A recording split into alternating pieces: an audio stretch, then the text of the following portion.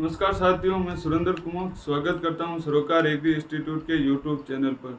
तो वे विद्यार्थी जो हमारी क्लास प्रथम बार ले रहे हैं वे तुरंत जाकर चैनल को सब्सक्राइब कर दें। Way after that bell icon के बटन को प्रेस कर लें ताकि हमारी वीडियो की नोटिफिकेशन आप प्राप्त कर सकते हैं। आइए हम आज की क्लास को शुरू करते हैं। कल की क्लास में हमने बाजरा के बारे में संपूर्ण जानकारी देखी थी। आज हम बाजरे की जानकारी देखी थी, उसको हम एक बार रिवाइज कर लेते हैं। बाजरा का वैज्ञानिक नाम पेनिसेटम ग्लूकम है। बाजरा के कुल की बात करें तो ग्रेमिनी है और उसमें गुणसूत्रों की संख्या 14 थी। और आगे बात करें हम मक्का के बारे में। अगली क्रॉप कौन सी है? मक्का। मक्का के बारे में, मक्का की उत्पत्ति की बात करें। मक्का की उत्पत्ति कैसे हुई? तो मक्का की उत्पत्ति टियोसिन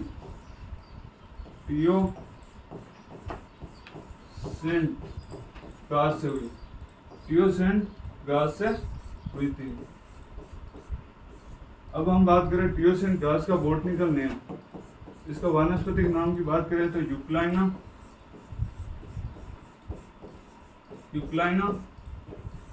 मैक्सिकाना। क्या है? यूक्लाइना मैक्सिकाना।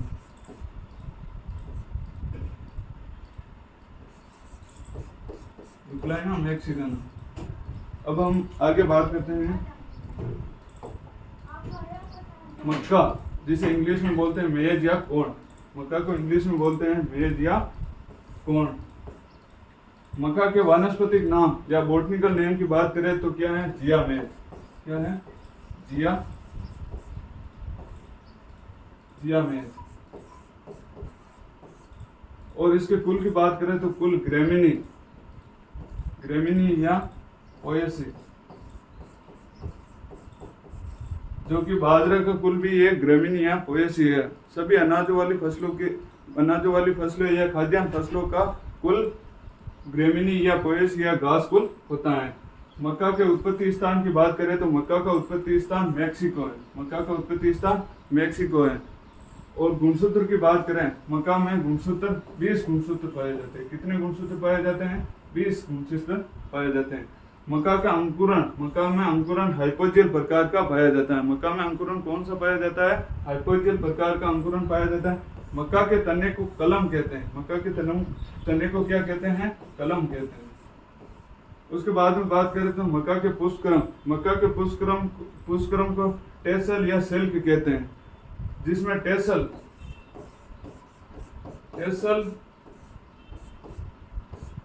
नट पुष्प को कहते हैं और सिल्क मादा पुष्प को कहते हैं। क्या किसको कहते हैं? मादा पुष्प। उसके बाद में बात करें तो फल प्रकार। मक्का का फल प्रकार कैरियोप्सिस प्रकार का होता है। किस प्रकार का होता है?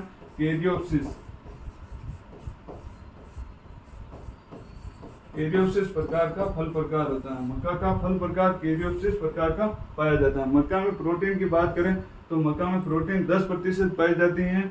और मक्का की प्रोटीन को जीन कहा जाता है। क्या कहा जाता है? जीन कहा जाता है। उस जीन का नाम है OPEC2 जीन।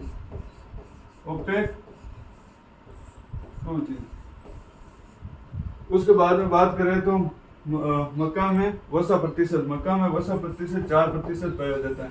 जबकि सर्वाधिक खाद्यान्न फसलों में वसा प्रतिशत बाजरा में था, जो कि कितना प्रतिशत था? 5% था बाजरे में। किसमें था? बाजरे में। उसके बाद में आगे बात करें तो मक्का में प्रोटीन पाई जाती है, उसे क्या कहते हैं? जीन प्रोटीन कहते हैं। उस जीन का नाम है OPEC2 जीन।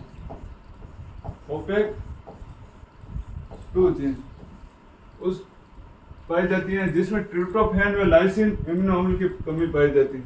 जो ट्रिप्टोफैन और लाइसिन एमिनो अम्ल होते हैं, ये दोनों एमिनो अम्ल की कमी पाई जाती है। उसके बाद में बात करें तो अन्य नाम की बात करें तो फसलों की रानी। मक्का के अन्य नाम की बात करें तो फसलों की रानी होती है। उसके बाद में बात करें तो फसलों की ड्रोसोफिला। मक्का को फसलों की ड्रोसोफिला कहा जाता है। कहा जाता है, क्योंकि इसमें जो मक्का में जो मादा भाग से जो भुट्टे निकलते हैं, उन भुट्टों के आगे जो सुनहरे बाल पाए जाते हैं, जिसके कारण इस फसलों की ड्रोसोफिला कहा जाता है। उसके बाद में बात करें तो इसे अमेरिका के रीढ़ की हड्डी भी कहा जाता है और खाद्यान्न फसलों की अविश्वसनीय फसल भी कहते हैं। उसके बाद में बात करें तो मक्का का वर्गीकरण।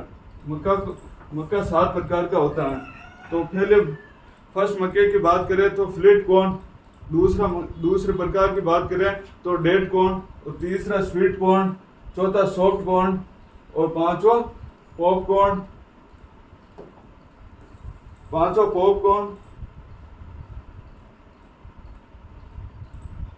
छठा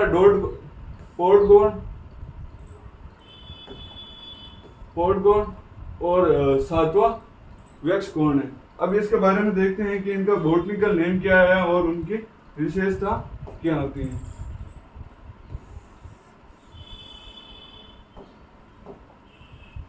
तो फ्लिंट कॉर्न का वैज्ञानिक मतलब बॉटनिकल नेम की बात करें तो जियामेद इंडुराटा है। क्या है? जियामेद इंडुराटा है। इसे भारत में उगाया जाता है। इसे कहां पर उगाया जाता है? भारत में उगाया जाता है। डेड कॉर्न जिसका वानस्पतिक नाम की बात करें तो जियामेद इंडेंटाटा है। क्या है? जियामेद इंडेंटाटा है। इसे अमेरिका में उगाया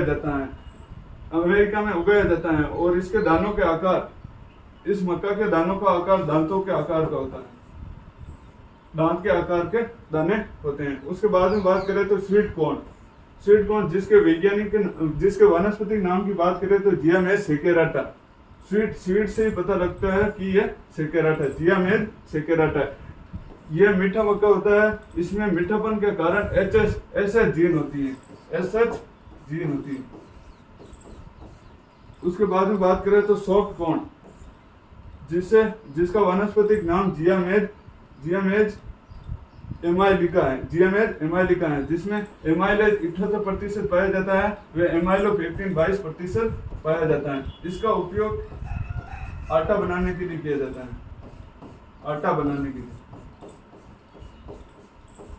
इसका उपयोग आटा बनाने के लिए किया जाता है। उसके बाद में है पॉपकॉर्न जिसका वानस्पतिक नाम जियामेद यूराटा है और उसके बाद में इसकी बात करें तो इसे पॉपकॉर्न बनाने के लिए इसका उपयोग किया जाता है। पॉपकॉर्न का मतलब इसे पॉपकॉर्न बनाने के लिए इसका उपयोग किया जाता है। पॉपकॉर्न बनाने के लिए 173 डिग्री सेंटीग्रेड तापमान पर इसे गर्म करते हैं, जिससे वो दाना पॉपकॉर्न के रूप में परिवर्तित हो जाता है। उसके बाद में आगे बात करें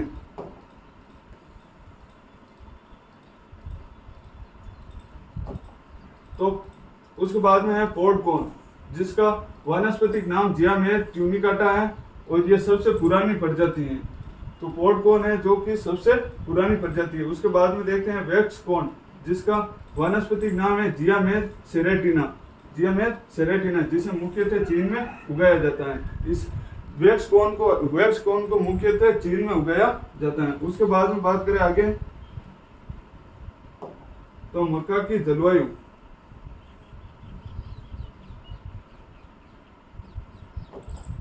मक्का की जलवायु उष्ण एवं गर्म जलवायु के लिए मक्का उपयुक्त फसल है। उसके बाद में बात करें मक्का के लिए तापमान। अंकुरण के लिए 20 से 25 डिग्री सेंटीग्रेड तापमान की आवश्यकता होती है और मक्का की वृद्धि के लिए 30 से 32 डिग्री सेंटीग्रेड तापमान की आवश्यकता होती है। मक्का एक C4 पादप है। मक्का कौन सा पादप है? C4 पादप है और एक BNP पादप है, क्योंकि इसे मक्का को खरीफ, रबी और जायद तीनों ऋतुओं में उगाया जाता है। मक्का को तीनों ऋतुओं में उगाया जाता है, जिसके कारण इसे DNP या द्विश प्रभावी पादप कहा जाता है। उसके बाद में बात करें तो मक्का की बीज दर, सीड रेट की बात करें तो मीठी मक्का होती है जिसकी सीड रेट 6 किलोग्राम प्रति हेक्टेयर होती है। कितनी होती है? 6 किलोग्राम प्रति हेक्टेयर। उसके बाद में बात करें तो संकर मक्का की बीज दर की बात करें तो 20 से 25 किलोग्राम, 20 से 25 किलोग्राम प्रति हेक्टेयर बीज की आवश्यकता होती है। उसके बाद में बात करें संकुल मक्का की बीज दर। संकुल मक्का की बीज दर 18 से 20 किलोग्राम प्रति हेक्टेयर होती है। और उसके बाद में बात करें रबी मक्का की बीज दर 20 से 25 किलोग्राम प्रति हेक्टेयर होती है। 20 से 25 किलोग्राम प्रति हेक्टेयर होती है। और चारे के लिए बात करें तो 40 से 50 किलोग्राम प्रति हेक्टेयर बीज की आवश्यकता होती है। रबी मक्का, रबी मक्का जिसकी बुआई की बात करें, जिसकी बुआई की बात करें तो अक्टूबर नवंबर में की जाती है। और इसके बीज दर की बात करें, बीज दर 20 से 25 किलोग्राम प्रति हेक्टेयर बीज की आवश्यकता होती है।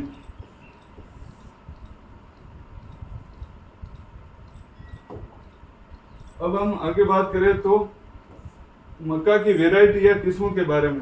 तो मक्का की संकर किस्म या हाइब्रिड वेराइटी, मक्का की संकर किस्म गंगा फर्स्ट है। कौन सी है?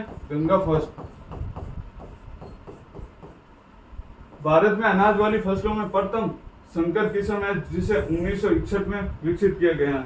अनाज वाली फसल है जिसमें प्रथम संकर किस्म कौन सी है? तो गंगा फर्स्ट है।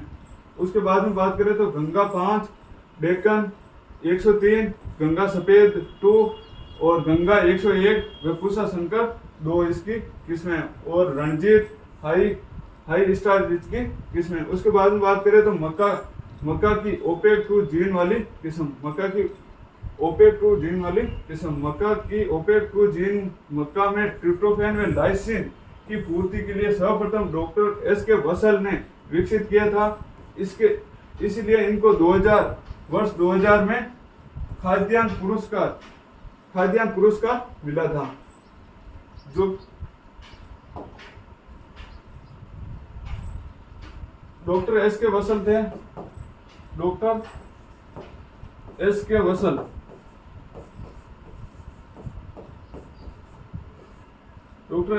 वसल ने जो अपना सामान्य मक्का होता है, सामान्य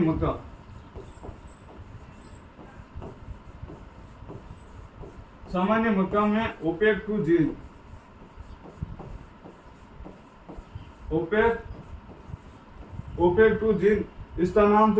स्थानांतरित की और उसके लिए क्यूपीएम मक्का का निर्माण किया जिसमें गुणवत्ता युक्त प्रोटीन, जिसका पूरा नाम है गुणवत्ता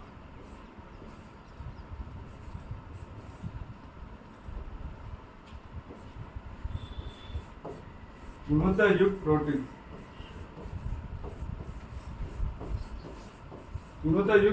मक्का।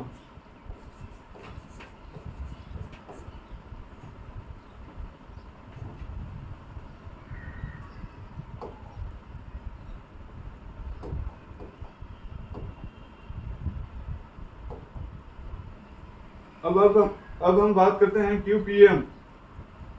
क्यूपीएम के लिए किस्मों की बात करें तो आरपीएस मतलब रत्ना, प्रोटीना और शक्तिमान, और क्यूपीएम फर्स्ट।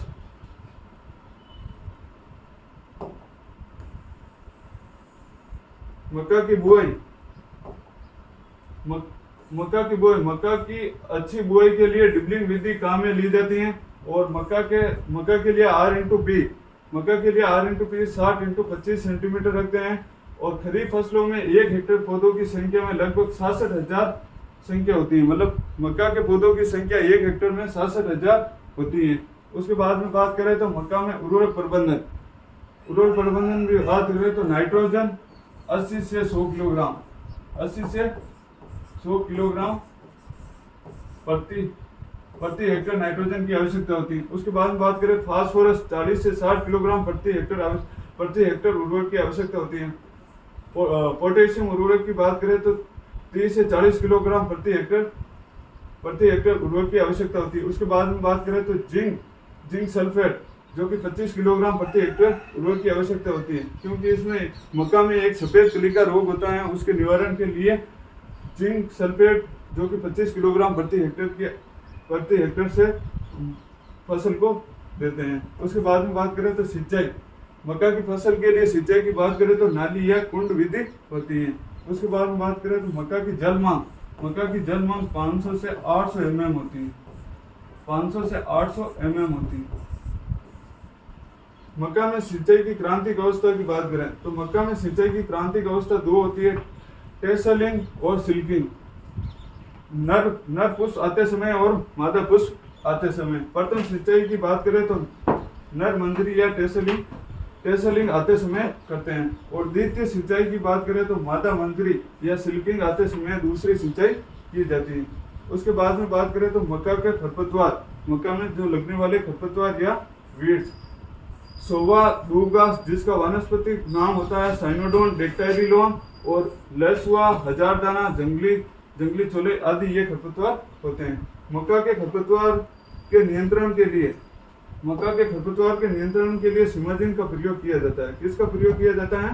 सिमाजिन का प्रयोग किया जाता है। भारत में सिमाजिन के प्रयोग पर प्रतिबंध होने के कारण मक्का में एट्रोजिन शाकनाशी का प्रयोग किया जाता है।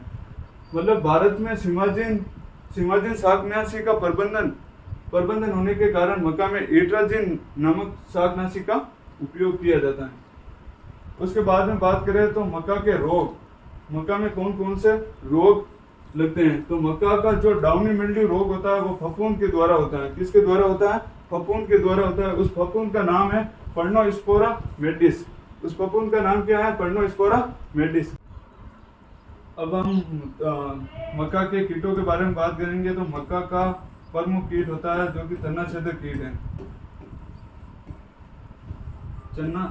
तनाछेदक कीट है जिसके वैज्ञानिक के नाम की बात करें तो चिल्लोपार्टलिस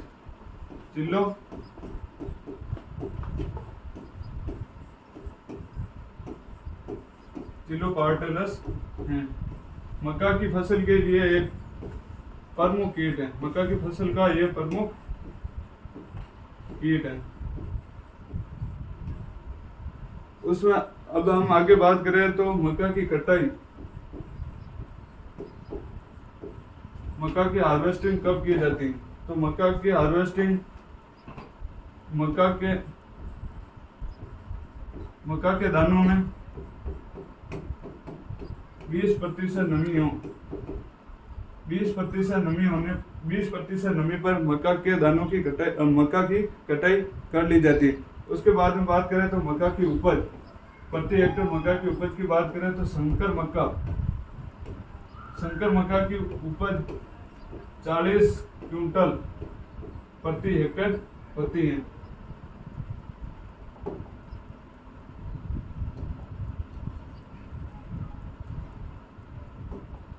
और संकुल मक्का की उपज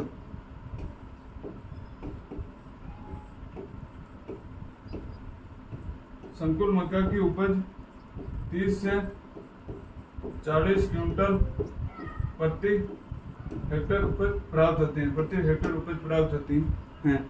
तो आज हमने मक्का की फसल के बारे में संपूर्ण जानकारी देखी। जो मुझे आशा है कि आपको मक्का के बारे में जो मैंने पढ़ाया वो आपको समझ में आ गया होगा। इसी तरह हम अगली फसल के बारे में देखेंगे, और आप इस वीडियो को अपने दोस्तों के साथ ज़्यादा से ज़्यादा शेयर करें ताकि वो भी इस वीडियो का लाभ उठा सकें। धन्यवाद साथी।